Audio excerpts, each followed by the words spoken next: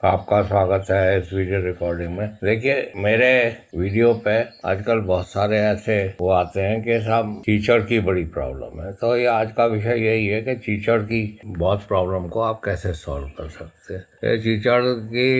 Teacher अगर आपकी गाय को हो जाएगा तो ब्लड प्रोटोजोन भी हो जाएंगे और वो खुजाती रहेगी और फिर आपको काफी पैसा खर्च करना पड़ेगा। हो सकता है आपका डेयरी बंद भी हो जाए। तो टीचर के लिए ये बहुत जरूरी है। एक तो आपके जो बाड़ा है उसमें उसके अंडे रहते हैं और वो हर 21 दिन पे उसमें से निकल जाते हैं। जो दवाई होती है चीचड़ की वो अंडों पे काम नहीं करती है। दवाई चीचड़ की अंडों पे काम नहीं करती है। तो उसका जैसे ब्यूटॉक्स है, ब्यूटॉक्स अगर आप 2 ml पर लीटर मिलाएंगे तो वो अंडों पे काम नहीं करेगा। जब आप उसको 4 ml पर लीटर मिलाएंगे, 4x का वैसे ब्यूटॉक्स भी आता है, तो उसमें 1 ही ml मिला पड़ता है। उसको जहाँ भी आपका बाड़ा पशु का जो गौशाला है उसमें चारों तरफ दीवार और उस पर छिड़किए, पशु पे मत छिड़किए। ज्यादातर जो कीचड़ है वो बाहर ही रहता है। तो एक तो ये हो गया और उसके बाद उसे सूख जाना दीजिए और उसमें से पशुओं को बाहर निकाल दीजिए। और अगर आप ये नहीं करना चाहते हैं तो आप जो वो सोनार के पास गन होती है, फ्लेम गन, वो ले आइए या आप उसको बुला लीजिए वेल्डिंग वाले को, उससे दीवार पे और चारों तरफ जो है मार दीजिए। अगर आप वो भी नहीं कर सकते तो आप नीम की पत्ती या पुआल को उसमें जलाइए, उससे भी वो अंडे मर जाते हैं। अंडों पे दवाई काम नहीं करती है। जब तक वो 4x में नहीं होगी वो काम नहीं करेगी। अंडे फिर 21 दिन में फिर आ जाएंगे तो आपका पीछा छुड़ाना मुश्किल हो जाता है। दूसरी बात यह है कि पशु पे क्या लगा है, तो इसके लिए 3 चीजें हैं। या तो एक पोरॉन आता है, आप वो लगा दीजिए, या फिर वो टिक टैक या रेड के नाम से आता है, उसमें एमिटाज होता है, तो उसको हफ्ते हफ्ते लगाइए आप। तो अक्सर लोग ये कहते हैं कि साहब मेरी गाय ग्यामन है तो मैं उस पर लगाऊं या नहीं। आपको ग्यामन गाय पे रेड को भी लगा सकते हैं, पोर ऑन को भी लगा सकते हैं और ग्यामन गाय पे आइवरमेक्टिन को भी लगा सकते हैं। पर दूध वाले पशुओं में जब ये आप लगा रहे हैं ये सब चीजें, तो आइवरमेक्टिन अगर आप दूध वाले में लगाएंगे तो वो इलीगल है। उसका दूध जो है वो हानिकारक होगा पशुओं को, तो बताओ पीने के लिए। और वैसे भी अगर आप कोई दवाई लगाते हैं तो आप देख लीजिए, वो उसमें लिखा रहता है कि कितने दिन तक, कितने घंटे तक इसका असर दूध में रहेगा। ये बहुत आवश्यक है। तो ये ब्यूटॉक्स वगैरह जो है ये बाड़े की सफाई के लिए बहुत अच्छा है। 90% टिक्स जो है वो आउटसाइड द बॉडी रहती है, वो वहीं से निकल के आ जाते हैं अंडे और फिर वो क्या कहते हैं टिक्स बन जाते हैं। और दवाई जो है वो अंडों पे काम नहीं करती, वो अडल्ट पे ही काम करती है। तो इससे पीछा छुड़ाना बड़ा मुश्किल हो जाता है। जब तक आप बाड़े में आग नहीं लगाएंगे, उसमें ब्यूटॉक्स 4th इंस्टेंस में नहीं डालेंगे, तब तक आपका टिक्स से पीछा नहीं छूटेगा। फिर ऊपर आप पोरोन है बहुत सी जो कि रीढ़ की हड्डी पे डाली जाती है। और फिर उसके बाद ये है आपके टिक टैक है, एमिडाज। और फिर इसके बाद एक चीज आती है क्लोसंटल, उसको भी यूज कर सकते हैं, वो इंटरनल और एक्सटर्नल पैरासाइट्स के लिए। ये सब टिक टैक, ब्यूटॉक्स और ये जो है आपके क्लोसंटल, इसकी तस्वीरें आपको दिखाई जा रही है। तो आइवरमेक्टिन के बारे में मैंने यही कहना है कि इसको जो है प्रेग्नेंट पशु में आप लगा सकते हैं, पर इसको लैक्टेटिंग पशु में नहीं लगाते हैं। ये बहुत से नाम से आता है, जैसे विरबैक बनाता है, वो प्लेटिनम बनाता है एक, और वो हाईटेक वैसे भी बनाता है। कुछ 28 दिन तक काम करते हैं और कुछ जो है 60 दिन तक काम करते हैं। तो इसमें यह है कि आप जब भी ये दवाइयाँ यूज कर रहे हैं ब्यूटॉक्स वगैरह, तो आप एट्रोपिन को जरूर अपने पास रखिए। एट्रोपिन कभी कभी एक्सीडेंटल हुआ, और पहले सब जानवरों पे मत लगाइए और उस दिन लगाइए जिससे धूप निकली रहती है, तो वो सूख जाएगा, तब वो चिपक जाता है वहाँ पे। तो इसके इंस्ट्रक्शंस जो है इसमें से पढ़ लीजिए, और इंस्ट्रक्शन पढ़ने के बाद अपने वेटरिनरियन से पूछने के बाद भी आप पहले किसी 3rd क्लास एनिमल जो है आपके यहाँ, कोई पड्डा वड्डा या ऐसी ऐसी गाय वाय, उस पर लगा के देखिए। जब उस पर आपका प्रयोग ठीक हो जाए तब फिर आप उसको करिए। और ये भी बात है कि अगर आपके यहाँ कुत्ता है तो उस पर भी लगाइए, उस पर आप मिटाज ये जो है टिक टैक लगा सकते हैं। जब तक आप कुत्ते पे रह जाएंगे तब भी होगा, अगर जमीन में उसके अंडे रह जाएंगे तब भी होगा। तो ये मैंने आपको बता दिया, आइवरमेक्टिन का भी बताया, इसका भी बताया आपको, इमिटाज भी बताया आपको, क्लोसंटल हॉस्पिटल भी बता दिया, और बहुत सारे हर्बल भी हैं, आप उनको ट्राई कर सकते हैं। पर जिस वक्त वो टिक्स लगना शुरू होती है तो बड़ी दिक्कत हो जाती है। आप कितना ब्यूटॉक्स वूटॉक्स लगाइए, आप उनसे पीछा नहीं छुड़ा सकते, क्योंकि वो छूट जाएगी, फिर वो क्या कहते हैं, फिर अंडे में से फिर निकल आएगा, फिर हो जाएगा। तो इसके लिए यही है कि आप हफ्ते हफ्ते 3 बार कर दिए, एक एक हफ्ते पे आप 3 बार करेंगे तो वो जितने अंडे में से निकल रहे हैं वो सब मर जाएंगे। पर आपको दीवाल में या रामनी में, और देखिए गौशाला को ऐसा बनाना चाहिए कि हर जगह धूप पड़े, हर जगह धूप पड़े। जब हर जगह धूप पड़ेगी तो आप टिक्स से निजात मिल जाएगी। देखिए ये जो है आपके साहिवाल है, गिरी है, इनमें टिक्स ज्यादा नहीं लगती, हरियाणा इनमें भी टिक नहीं लगती, और जो विलायती गाय है उनमें तो बहुत टिक लगती है। अब दूसरे विषय पे मैं आ रहा हूँ, मक्खी भी बड़ा प्रॉब्लम होती है। मक्खी डांस, उससे ट्रिप्नोसोमाइसिस होती है, और मच्छर है उससे एपिमेरल फीवर होता है, उससे भी ट्रिप्नोसोमाइसिस। तो इन मच्छर और मक्खियों से पीछा छुड़ाने के लिए मैं तो ये करता हूँ कि 1-2 ml ब्यूटॉक्स और 5 ml फिनाइल 1 लीटर पानी में डाल के उसको स्प्रे गन में रखा है, तो उसको 2-3 बार दिन में, सुबह शाम के वक्त जो है काफी मच्छर परेशान करते हैं। और मच्छर ऐसा होता है, जैसे आपने देखा होगा कि वो नाक पे ही आता है। वो नाक पे इसलिए आता है कि वहाँ पे कार्बन डाइऑक्साइड ज्यादा रहती है, तो जहाँ कार्बन डाइऑक्साइड ज्यादा रहती है उसी तरफ वो आकर्षित होता है। तो शाम के वक्त बहुत से लोग धुआं भी करते हैं, बहुत से लोग जो है बहुत परेशान हो जाते हैं मिल्किंग टाइम पे। एक आदमी खड़ा रहेगा, मक्खियों को ही भगाएगा, नहीं तो गाय पैर उठाती है। तो मैं तो ये करता हूँ कि फिनाइल 5 ml फिनाइल और 1 ml ब्यूटॉक्स और 1 लीटर पानी, उसको स्प्रे गन में रखा रहता हूँ, उसको उस पर लगाता हूँ, उनके पैरों पे, उसकी पूंछ पे। देखिए कितनी बार पूंछ हिला रहा है, जितनी बार पूंछ हिला रहा है मतलब उतनी उसकी परेशानी है। जो देसी गाय होती है वो ज्यादा पूंछ नहीं हिलाती, उसके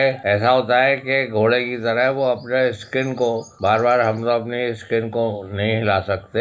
हमको तो जब क्या कहते हैं वहाँ पे आएगी मक्खी बैठेगी तो अपने हाथ से करेंगे। पर ये पशु जो है, घोड़ा और देसी गाय, ये क्या करती है, अपने स्किन को हिला लेती है। तो स्किन को हिलाती है तो इन पे जो है मक्खी मच्छर नहीं बैठ पाते फिर। पर विदेशी गायों में ऐसा जरा कम होता है, तो वो अपनी पूंछ हिलाती रहती है, और पूंछ हिलाती रहती है तो आपको दूध भी कम देंगे, क्योंकि वो बहुत जितनी परेशान रहेगी उनके उतना ही वो कम खाएगी, उतना ही आपको दूध कम दे। देखिए ये विदेशी गाय जो है ये बड़े मजे से 20, अगर जिनोमिक एनिमल है तो ये 20, 25, 30।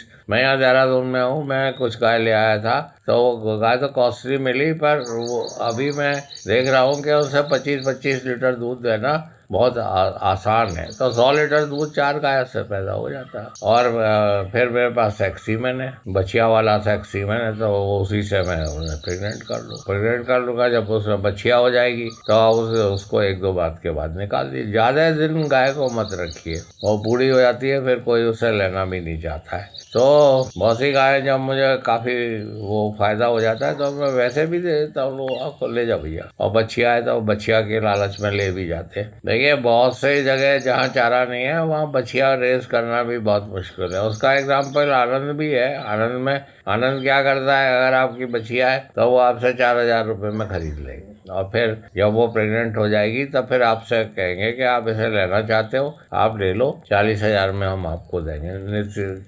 36,000 में देंगे, जो भी है। और फिर अगर वो नहीं लेता है तो दूसरे को बेच देते हो, उसे जो है उसके 36,000 रुपये दे देते हैं। तो इस तरह बच्चियों का रेस करना भी बहुत मुश्किल है। मतलब जहाँ चारा नहीं है, जहाँ चारा है वहाँ तो बहुत आसान है। जैसे पंजाब है तो वहाँ बहुत से लोग बछिया ही पाल के बेच रहे हैं। आप पंजाब में जाइए, आपको बछिया भी मिल जाएंगे, आपको प्रेग्नेंट बछिया भी 30,000 40,000 प्रेग्नेंट बछिया मिल जाएंगे। कुछ लोग बच्चियों का ही धंधा करते हैं। और मैं आपको ये भी बता दूं कि पंजाब जो है करीब 3 लाख गाय बेचता है हर साल, जिसमें से 1 लाख गुजरात में ही जाती है। और गुजरात में भी मिल्क की कॉस्ट और लेबर की कॉस्ट की वजह से, गुजरात में क्या पूरे संपूर्ण भारत में जो है डेयरी में की बड़ी समस्या यही है कि लेबर और दूध की कॉस्ट नहीं है। अब तो दूध की कॉस्ट कहीं कहीं बढ़ रही है। इधर कैलकाटा की तरफ तो दूध जो है, अरुणाचल और कैलकाटा, यहाँ तो अच्छी कीमत है। मेरे पास वो कुछ लोग वहाँ से आए थे अरुणाचल से, तो बताया मैंने तो दूध 100 रुपये।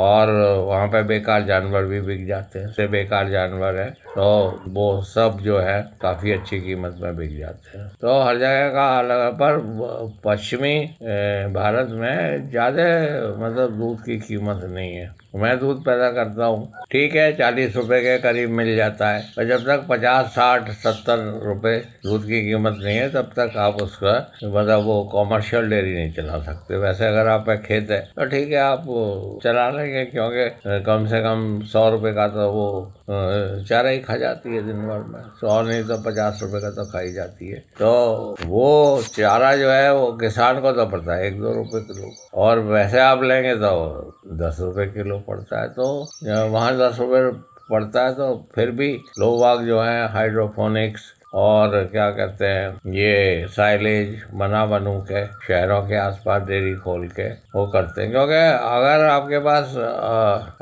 पास शुद्ध दूध है, अच्छा दूध है, और आप दूध सप्लाई कर रहे हो, वहाँ से डिमांड बढ़ती जा रही है, तो आप 50-60 रुपए के बीच में बड़ी आसानी से दूध की कीमत ले सकते हैं। मैं तो कांच की बोतल में सप्लाई करता हूँ, तो मेरे तो बायर्स बढ़ते ही जा रहे हैं। और मेरा तो क्योंकि स्कूल है और मैं एम्ब्रियो ट्रांसफर सिखाता हूँ, तो दूध का बेच रहा हूँ, मतलब गौड़ है, पर डेयरी चलाने के लिए मतलब दूध तो बेचना ही पड़ता है। मैंने यही बताया, जब तक आप मच्छर मक्खी और टिक्स से निजात नहीं पाएंगे, आप डेयरी नहीं चला सकते। मेरे पास काफ़ी फ़ोन आते हैं कि सर टिक्स से बहुत परेशानी है और टिक्स से हम कैसे जीते। तो टिक्स के बारे में जो भी देखना हो, आप मेरा वीडियो है बहुत सारे टिक्स पे, और बहुत सारे वो भी एडवर्टाइज करते रहते हैं। पर ये समझिए कि टिक की दवाई जो है उसके अंडों पे काम नहीं करती, और वो लाखों अंडे देते हैं और वो फिर 21 दिन में निकल आते हैं। तो उसके लिए यही है कि आप हफ्ते हफ्ते उसको टिक टैक है, इमिटाज है, किसी भी कंपनी का हो,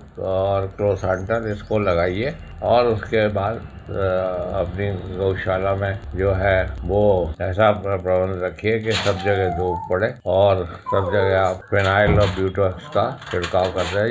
ये जो भी है, आप इसके पैम्पलेट वगैरह पढ़ लें, और इसकी शीशियों वगैरह को संभाल के रखें। एट्रोपिन अपने पास जरूर रखें। एट्रोपिन आप रखेंगे तो कभी एक्सीडेंट हो जाता है तो आपके डॉक्टर साहब उसका इलाज कर सकते हैं, अन्यथा आपका पशु मर सकता है। आपने सुना, धन्यवाद। मैं प्रोफेसर थिया हूँ। अब मेरा मिशन यही है कि आपकी डेयरी फले फूले और आपको डेयरी के बारे में ज्ञान मिलता रहे। तो ये हमारा संपूर्ण ज्ञान केंद्र है। इसमें हम लोग एम्ब्रियो ट्रांसफर की भी वो चलाते हैं। आप हमको कभी भी संपर्क कर सकते हैं। हमारा टेलीफोन नंबर 8979748686 है। और हमारी ट्रेनिंग के लिए अगर आप वो करना चाहते हैं तो हमारा नंबर जो है वो 7979848332 है। राजा जी है, आप इनसे कभी भी पूछ सकते हैं।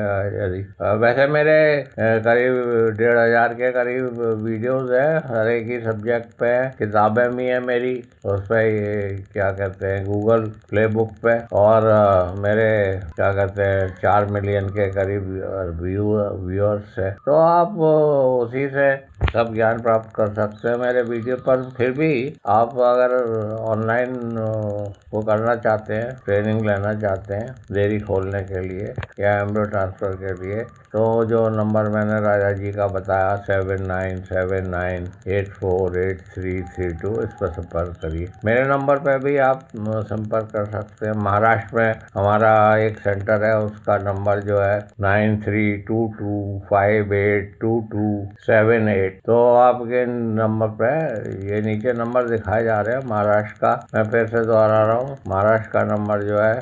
9322582278। तो यहाँ पे नासिक में हमारा सेंटर है, आप वहाँ पे संपर्क कर सकते हैं। धन्यवाद आपका।